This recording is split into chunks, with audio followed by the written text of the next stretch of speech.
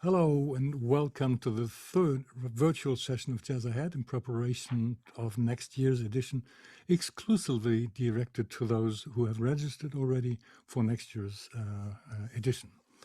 Topic today is female festival programmers from Turkey.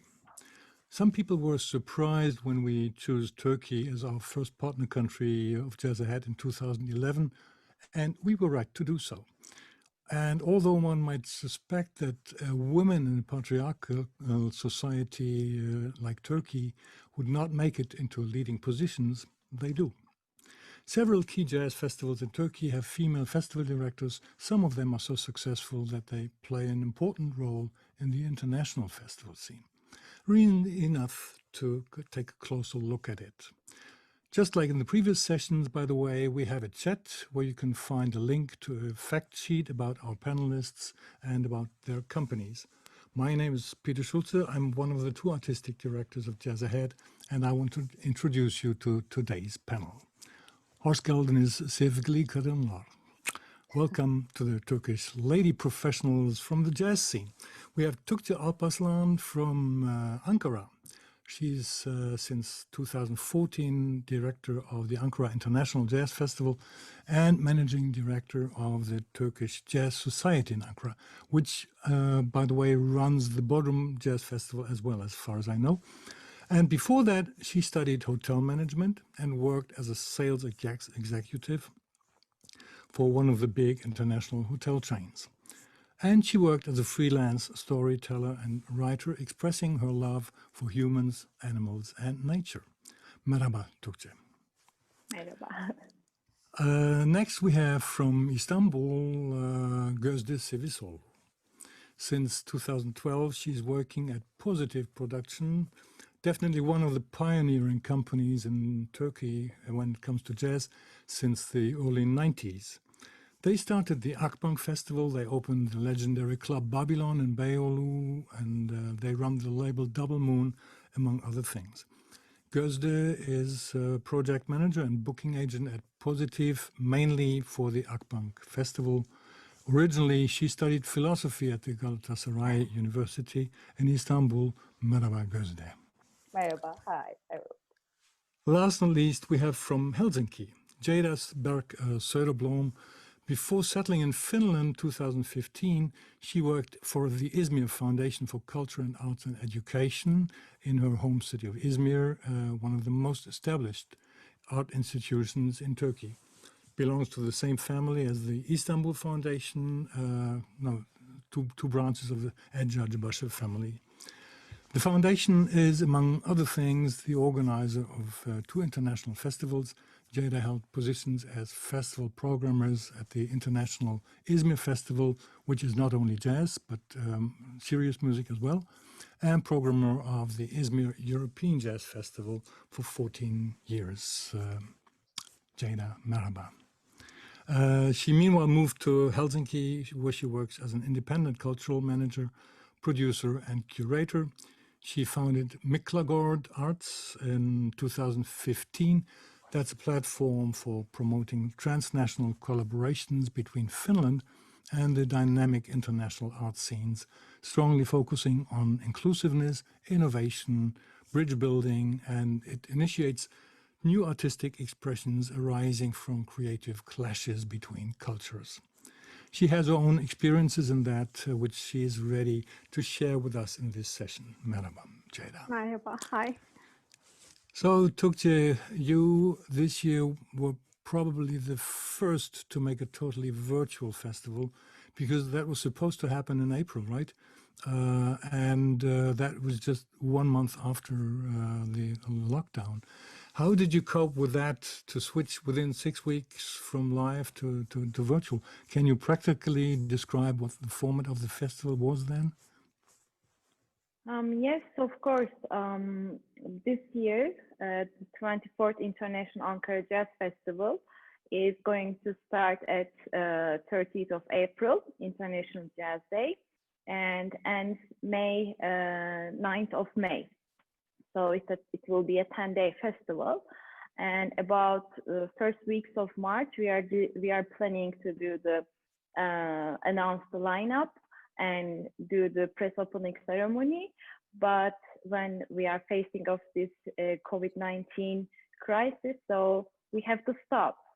And almost in 48 hours, we have to decided to redesign the festival. If we cannot do it organically, physically, then we have to do it in some other way. But we have no idea what should we do. And the founder of the festival, Miss Özlem, she told me, if the virus can change, if the viruses are modified themselves, so we have to modify ourselves. So we have to do the concerts online. If people will not or cannot go to venues or parks or anywhere else, so everywhere, everybody is in their home. So we have to do it in digital platforms. And we decided to take the festival into online festival. Yeah. And after that, we search a lot. If someone else did before us, we have to ask him, talk about them, and we need a mentor doing to this. But we realized that in the world there is no any online jazz festival done before. So we have to found our own way because the system is so different. You have a technical team, operation team, some kind of physical things to do, but in this digital world, all the checklists change in suddenly. The technical challenge was so hard for us, especially for the terminology. We don't understand any word from the digital media and the technical sound and audio visual thing to organize, and the recording. All the monitoring details are so difficult to understand at the first time. But we have to learn. We don't have any time. So we dive into this digital world, and we hopefully have a very nice partner from digital media and the technical team. So it starts to become a joy and explore a new things to having this experience organizing the festival. So this was a huge challenge for the society's history because it's never done before, and we don't have any background, we don't have any experience, and we have to do it in a very short and difficult situation. All the world is being in an act of God mode and try to survive, try to do something. So it was so hard to being lack of any knowledge about this organization, but we hardly understand the system, and we start to manage the system and start to communicate much more positively and friendly. I think it's the most challenging thing to understand the terminology and explore the system and be part of this digital world. So to be sure, there was no live concert whatsoever in this situation, or were there Turkish bands that could perform, or how was that? First of all, we don't have any idea what should we broadcast and stream these concerts by social There were no media. plans like that it would be broadcast. There were no plans before. It was just a live festival. Yes. Some of them live, some of them broadcast, some of them recorded, and we use the recorded videos, audio visuals. Some of them were live. And first of all, we don't know which line we have to use. But the YouTube channel would be the perfect way of using these kind of audiovisual systems and recording. So we decided to do it in the festival channel. And by this time, this is the digital online jazz festival will also be a huge positive motivation to musicians, and also huge financial support for both musicians and the festival team, because in sudden, the all entertainment business collapsed in a very short run, and all the events postponed to the future. We don't know when will it be happen. So what we do is in the financially, in the mentally, support many dynamics with the musicians, the operation staff, the society. So it was, and the sponsors, the partners of the festival also support us to continue to our new decision. Local authorities also support us. And we are very lucky to having these partners and supporters. And the musicians, they at times, they delivered some videos that they recorded at home. I saw that. Yes, some of them recorded, for example, a trio. The three of them are in their own homes, and they record separately, send the videos. We do the monitoring and all the copywriting, the audiovisual technical things to be a professional sound and visual sharing. And we use these broadcast recordings, but some of them do a live concert shows in their studios, home studios or dining rooms. And they are still online? Yes. Yeah, okay. So as you see the fact sheet and see the video, the connections to our panelists, you can just go on the website and see their YouTube channel and see the concerts, or the recordings rather, from the Ankara Jazz Festival from April. Gözde, the Akbank Festival just had its 30th edition, but due to the pandemic, without live music as well. So what did you do instead? Because of the global pandemic, we decided not to organize the festival this year.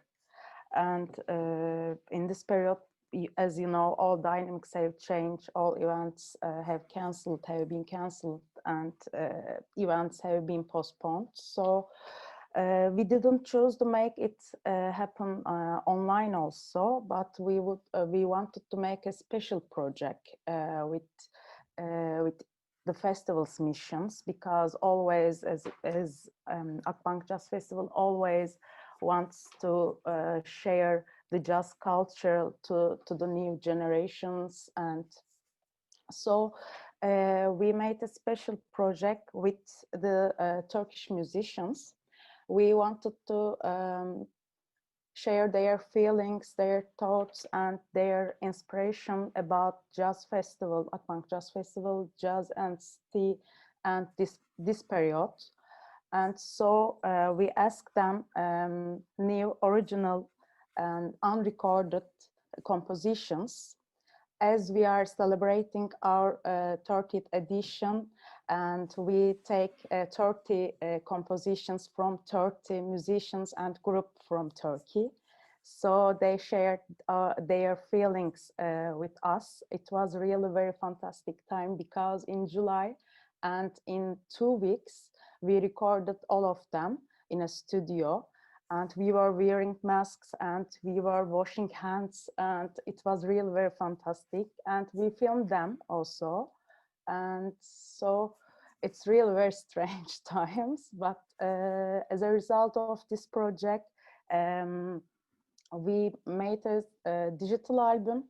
You can find all links on YouTube and Spotify, on Deezer and Tidal also. And also we released a box set, which consists of 3 vinyls and a book, which shows us the sentences of the artists and the studio photographs. So, and we made a lot of short videos of artists when they were performing in studio. They were speaking each other, and we made a lot of interviews. And in December, we will release a documentary of this journey. So that's it. Yeah, we made it. And in this anthology, in this selection, There are a lot of musicians, young musicians, jazz masters, and the musicians who live abroad. So I am really very happy to be part of them because I feel it will be archival work for upcoming years. We will see what was going on in 2020. So 20 or 21, yeah. yeah. Yeah, but that has a tradition with Akbank Festival. I remember for the 20th anniversary, Akbank Festival made a documentary as well, and for the 25th, they put out some recordings of Turkish musicians as well. Yeah, but it's. Do you miss the event though? I mean, going to concerts and all this hassle and this excitement involved there. Yes, of course, we miss because, you know, audience were coming and they were clapping and the artists were coming from all around the world. So, yeah, we are missing it. But I hope it will be soon, I hope. Yeah, everybody does. I mean, no matter where you are in the world, I think everybody feels the same. Ceyda, you lucky enough don't run a festival at the moment. Lucky you. But you would you share with us your experiences in Finland as compared to Turkey? There are more Turkish women active internationally apart from you. I mean, there's Pelin Öpçin, who runs the EFG London Jazz Festival, and Bengi Ünsal, whom I met, I think, in 2002 when she was working for the Istanbul Foundation. She's the contemporary programmer at Southbank Centre in London. I mean, the Turkish society is not famous for being permissive or feminist. Do you have any explanation for the fact that in Turkey, key positions at jazz festivals are held by women, not by men, and why you then go abroad? Well, actually, it's a kind of broad question. I don't know if I can answer fully, but maybe it would be wise just to put the representation of female in the music industry in a more holistic and more intersectional definition. Without maybe making any comparison. Of course, in my case, I'm an interesting observer because coming from Turkey, as you open up the whole discussion as being a patriarchal society, but on the other hand, there is a strong signature in the cultural field by the female leaders, and ending up in Finland and last 5 years of my professional life here, a promised land, of course, when it comes to gender equality, especially Nordic countries and Finland. But I would say that some major music festivals, artistic directors are still male in Finland. But on the other hand, I would like to acknowledge excellent, talented, marvelous Finnish colleagues, female colleagues. And I think their contribution to the music field as a maker, as a leader, as a programmer, as a musician, it's unbelievable. But how I see, and if I want to respond to your question, I think it's more or less more discussion, and it's more or less the need to put or make a dynamic effort at fundamentally reshape the classical canon in the music industry, because we need a more in-depth discussion around the diversity, gender, and racial politics in overall in the music industry, because representation matters. And of course, in Turkey, one can explain the situation in many ways. For myself, I can only speak on behalf of myself. I'm coming from a generation that we went for whatever we wanted to do, and this is how I ended up in the cultural field, because that was how we brought up. You need to fight for it, you need to reclaim your position, you need to reclaim your expertise. But of course, when it comes to in general perspective in music, I would say that we need to be aware of importance of positive role models represented by the art institutions. In that case, of course, big festivals, big music organizations. And before asking even for an equal number of female representation in the industry as a maker, even in the kitchen, of course, we have to think about the tech part of it, sound engineers and all important stuff. that we need to really discuss the embedded mindsets, unconscious or conscious bias in the music industry. Because if we cannot really discuss what is the ecosystem, if there is a proper support to really push up some female leadership and to give enough possibilities to network, and what is the responsibility for that for our male colleagues, then we might only discuss the current situation, the consequences of this non-existing maybe ecosystem. In that case, of course, it's quite interesting to compare two different societies. You cannot even bring together. But I would say maybe what overlaps that we need to really put lots of effort and fight for a better representation in general for the music industry in every country. Some for the representation female representation. Yes, female representation. Yeah. Yeah. Okay. Yeah. Not fight for the music industry, but fight for the yes. yeah. Okay. Yes. Yeah. Representation of the female in the music industry. We should really fight for it. Gözde, you fought for it, of course, or didn't you fight? As a woman, yeah, sometimes I had a difficult times, of course, but I managed overcome those. So, you know, cultural generations and learnings from previous generations, all of these are effective. You're choosing your managing to something, but I can say, especially in Istanbul, for Istanbul, women are taking place easier than comparing to the other sector. So, for example, in Pozitif, 19% is female, and they are managing and they are organizing all details, and mostly called men work in production area.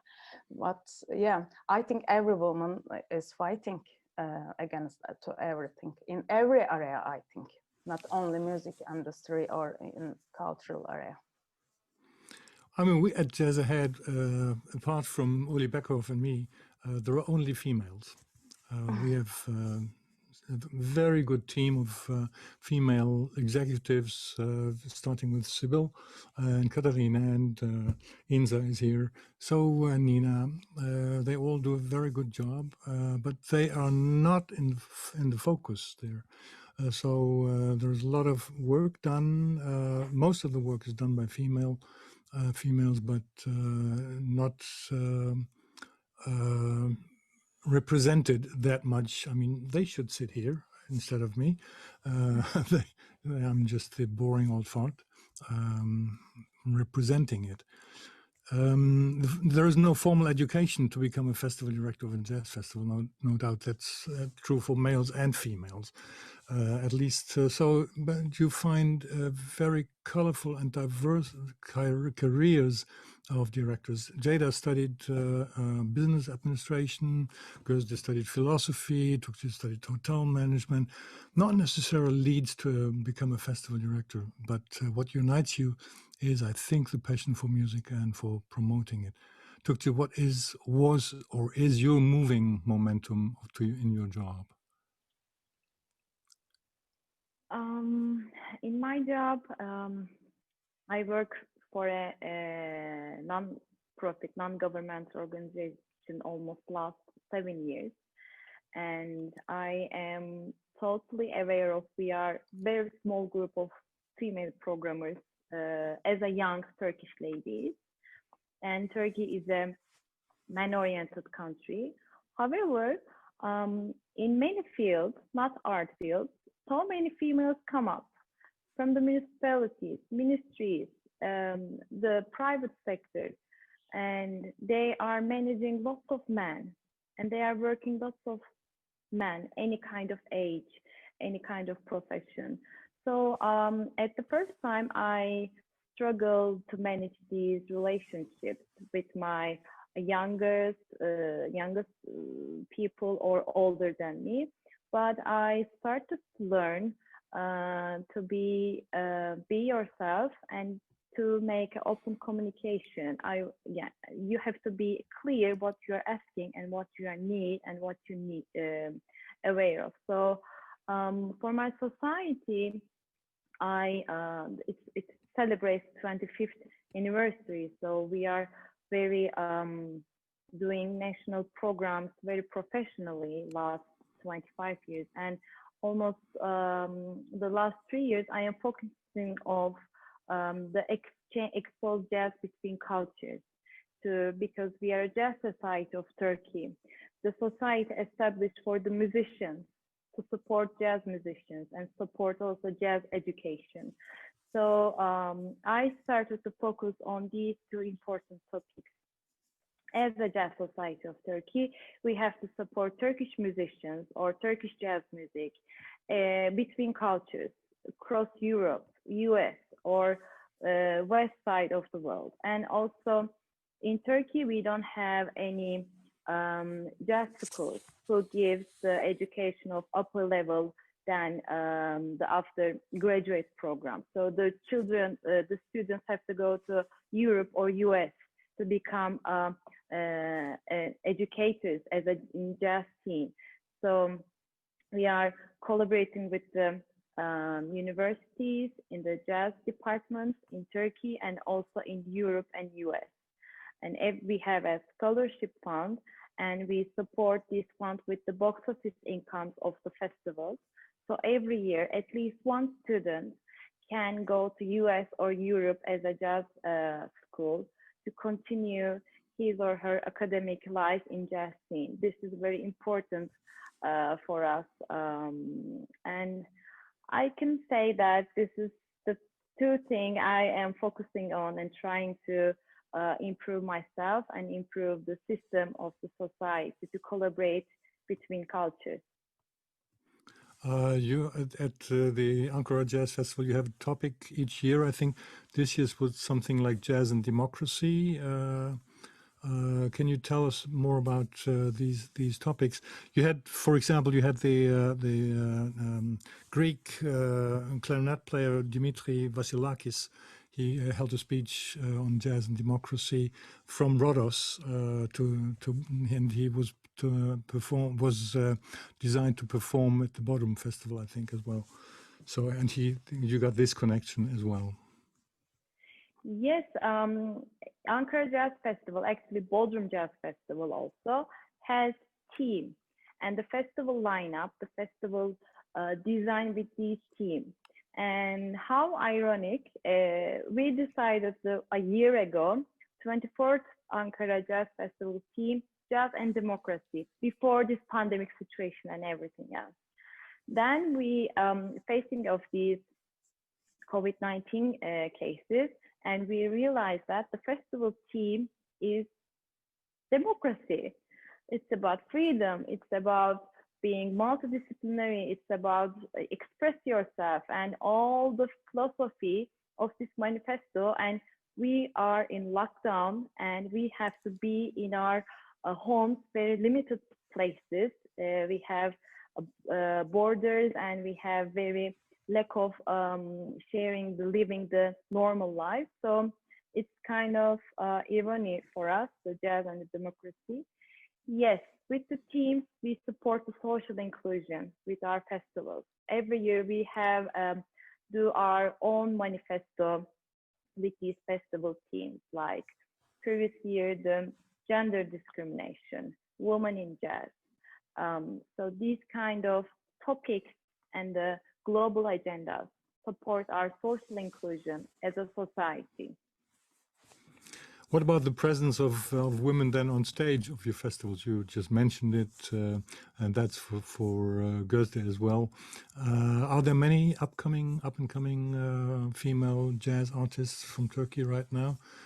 Can you recommend a few of them? I mean, and put it to the blog.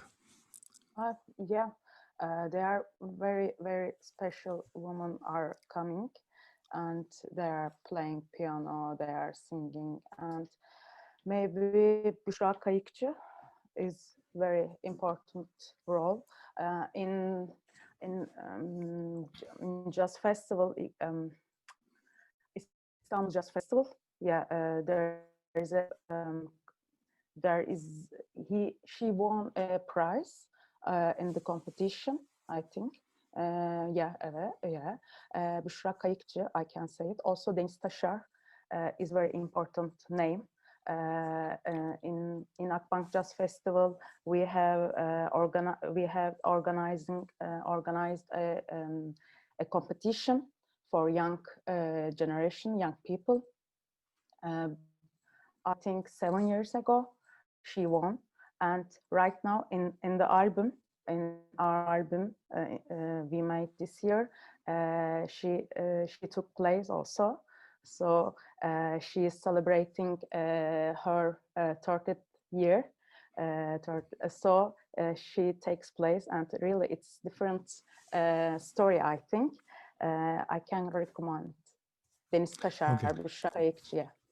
Of course, there is Ayşe Tütüncü as well. She performed at Jazzahead as well when we had the partner country. And there's Ayşe Cansu Tanrıkulu as well. She is active in Berlin as well. So good thing. I think and that's true for Ankara Festival as well. I mean, the presence of women on stage. Yes, always. What else can you say?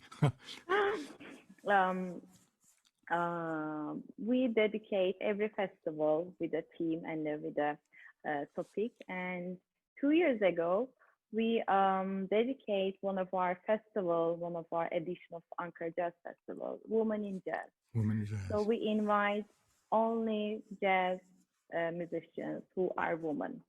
But we realized that there are many jazz vocals, pianists, woman jazz pianists, but drummer, trumpet player, or bass player, it's very rare in Turkey. But in Europe, we found many young and famous talents who play trumpet or drum or any kind of instrument. So I believe, and also vocals, jazz vocals in Turkey are so rare when they are men. Men jazz vocals are rare, women are higher percentage. In Turkey, maybe musicians, female musicians can, I don't know, start to play these instruments besides being a vocal or pianist, because we are aware of there are a lack of young or any age of women musicians in jazz scene. You know what? I could just tell a short story. The Orient, by jazz historians, was never considered as a contributor to the roots of jazz. It's either African or European, but nothing else. Nothing Oriental. But this theory is meanwhile falsified. You know why? Because ragtime is considered to be one of the sources of jazz, right? But jazz historians had a hard time to trace ragtime etymologically. Where does the word come from? Ragtime, that meant ragged time, torn time. But it's because of the syncopation. But this is all crazy thoughts, I think. But you know where it comes from? You know Raqs? It's written R-A-Q-S, right? So like rags in a way. The belly dance. During the World Exhibition in Chicago in 1893, there was a total craze about a belly dancer who performed there. Her stage name was Little Egypt, and she was a dancer from Syria. Many people watched her shows, and musicians as well, and they imitated the music. And when you compare the rhythm of the belly dance with the typical ragtime rhythm, they are basically the same. We have this ba-bum, ba-dum, bum, ba-bum, ba-dum, bum. That is ragtime, and that is the belly dance Raqs. So that might be the earliest female contribution to jazz roots from the Orient. Very vital and very important, no doubt. I mean, everybody would consider that. but nobody traced it to the Orient and to Turkey and to females. So completely unknown. What was your way into jazz then? And what was your way into the position that you have right now, Tuğçe?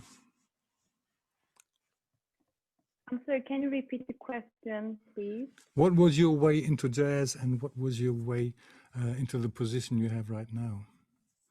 I mean, I know that you worked for a hotel business for quite some time and you were kind of bored by it, and then you looked for something else. Yes, actually managing a civil society in Turkey as a female, managing, leading a lady, I am so lucky and I am so grateful to be in this position and meeting these kind of a group of people, because I collaborate with universities, the other civil societies, music and art and culture foundations, musicians. So I am all day, from day to night, I am in the middle of cultural and artificial environment. So this makes me so alive, and I learn every day a thing.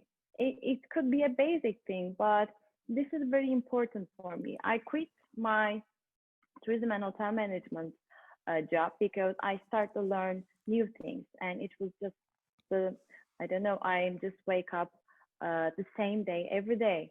It's like yesterday, but I am today.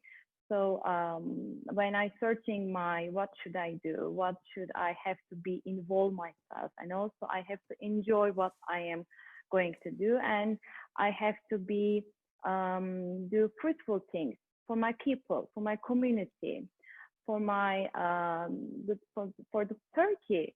So I started to work Ankara Jazz Festival in 2014. Now this is the 7th year, and last 5 years I am managing the society in many ways. So I am so lucky, and I think I found my way. Good. Ceyda, do you think women handle things differently in organizational perspectives? Well, I see that I'm receiving the tough questions.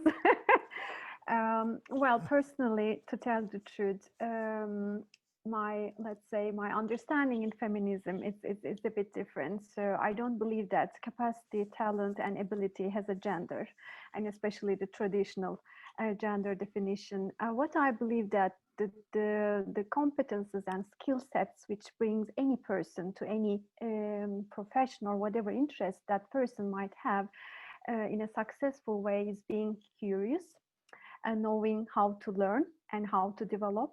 And in that sense, this was my story. For instance, I was so curious. Of course, I never became a professional musician. I just practiced a little bit instrument, but I was brought up in a very artistic environment, and I was lucky in that sense.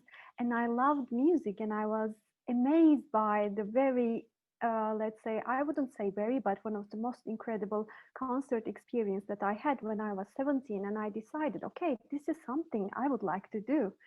And that's why after communication and business administration studies, I ended up in the cultural field.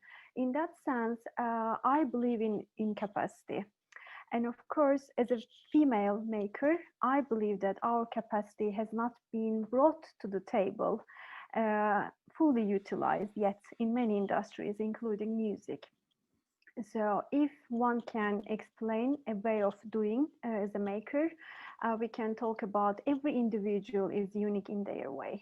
So the wiser way to include all these different makers, different point of view, different diversity, cognitive diversity, ethnical diversity, whatever diversities we have as an individual, together to find the procreation, I think, which is the best way. So in that sense, I think ability to do something is a bit genderless,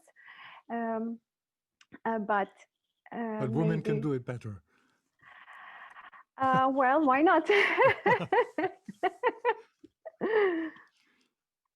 You think, well, what is the special quality of women executives? Are they less competitive, less considerate, or more cooperative, better networkers? What do you think?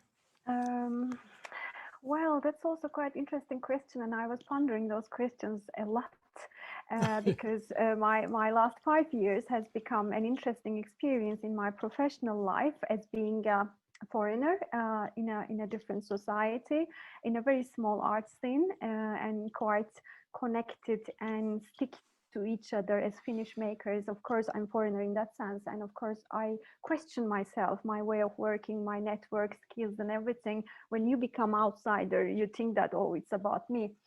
Well, I would say as females, maybe if I need to categorize that way, we might have a bit ability for empathy, feeling empathy and feeling compassion for wider people. And of course, if you feel that you're outsider in any gathering, in any industry, then you might have an understanding how it feels to be outsider. And of course, when you are giving a position, and every decision that you make becomes a practicing a power. And of course, if you're able to remember that your own experiences, I believe the result becomes a bit more inclusive. Because trying to look, okay, who is missing, who else I can reach. And I felt that, yeah, it was horrible. I mean, I should call this person, I should reach out that person. I mean, this kind of attitude comes a little bit with lived experiences. With lived experiences, with your okay. own experiences. Yeah, sure. But this sounded like very much female. If you say so. Yeah, it's good. I mean, what do you advise?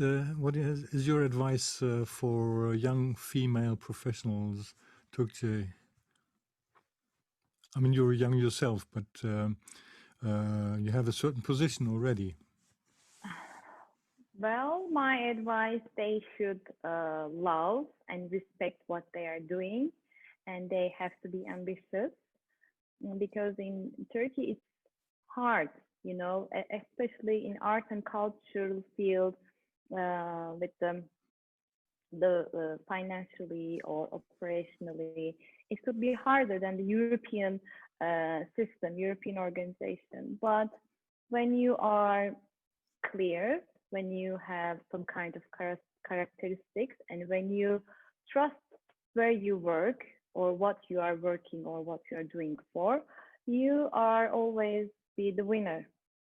You get what you need. I mean, we have no and what any you want. What you and want. Hopefully we what don't you have. want. Yeah. Yes, we don't have any main sponsors like 25 years, and we keep doing the festival programs. We survive. We have a sustainability system without any main sponsors, without any sustainable government fund. But we work hard, and we believe what we are doing. So. And where does the money come from? From the entrance money, or? The entrance fee is so low, and it just covers the main cost of the office and the etc. But the income comes from our supporters. Every program has different supporters from private sector, from local authorities. Sometimes could be financially, sometimes the deals could be barter or service guarantee. So it depends on the dynamic, what we are doing. It depends on the event management. And that's a huge part of what you do then. And it makes you totally independent, which is great, to be independent of the state as well, of state money and public money, because if you have to rely on public money, you're always in somebody's hands as well. We don't want that. I don't want that either. Being a man, even I don't want that either. I think we're coming to an end. It was nice talking to you. If you have any questions during the session, feel free to send them via chat. and we collect them, and after the session we will have time to answer the questions. If you have the virtual session, this virtual session is the first part of Southern Europe Jazz focus. Second session will deal with Italy and Spain. Will follow on the 17th of December.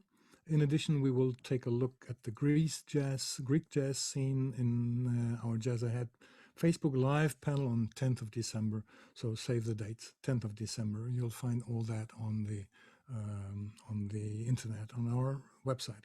More Southern Europe jazz content will follow on our Jazzahead blog. Right after the end of this session, there will be a short survey come up to you, your screen. Please take a few minutes and answer the questions and give us some feedback. That would be great. So, hoş geldiniz. Hoş bulduk. Hoş bulduk. Hadi görüşürüz. Görüşmek üzere. Okay.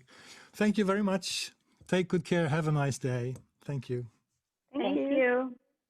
Thank you. Have a nice day.